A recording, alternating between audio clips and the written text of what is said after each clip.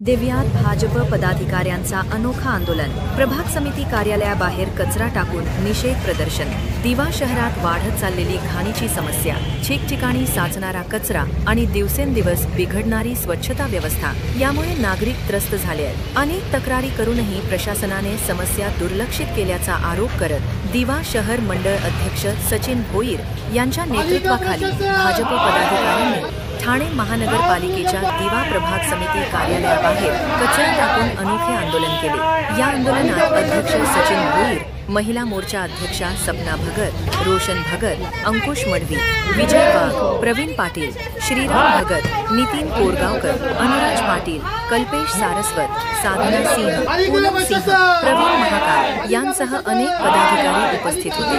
भाजप पदाधिकाऱ्यांचे म्हणणे आहे की दिवा शहरातील स्वच्छता व्यवस्था पूर्णपणे ढासळली आहे।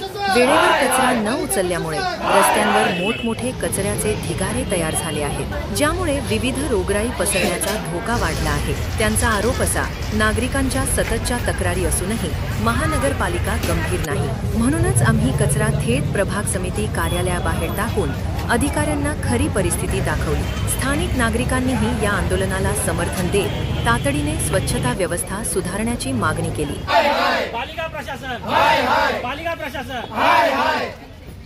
भारतीय जनता पार्टीचा आज दिव्यामध्ये गेली 8 ते 10 दिवस कचऱ्याच्या ढीगचे ढीग साचलेले आहेत। या गेंड्याच्या पालिका प्रशासनाला तरी देखील जाग येत नाहीये, कोणत्याही प्रकारचं नियोजन हे कचऱ्याचं करत नाहीयेत। यांना 10 फोन करून झाले, अक्षरशः किळस येते त्या रस्त्याने चालताना, इतका घाणेरडा वास।